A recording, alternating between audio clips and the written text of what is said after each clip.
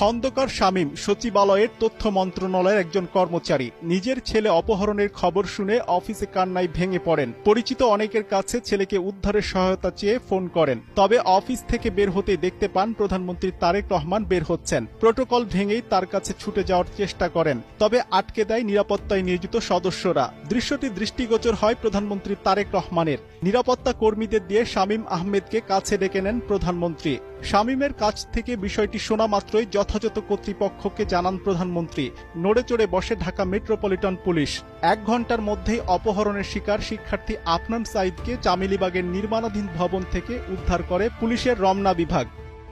জানা গেছে, 9ম শ্রেণীর শিক্ষার্থী আফনান বিকাল 3টার দিকে সাইকেল চালানোর জন্য বাসা থেকে বের হয়। তবে কিছু সময় পরই আফনানের ফোন থেকে তার পরিবারের কাছে 50,000 টাকা মুক্তিপণ চেয়ে ফোন আসে। রমনা বিভাগের উপকমিশনার মাসুদ আলম বলেন, মানুষের নিরাপত্তা নিশ্চিত করাই আমাদের কাজ। প্রধানমন্ত্রী নিজে বিষয়টি তদারকি করেছেন। অল্প সময়ের মধ্যে অক্ষত অবস্থায় অপহরণের শিকার ছাত্রকে উদ্ধার করতে পারায় অনেক ভালো লাগছে।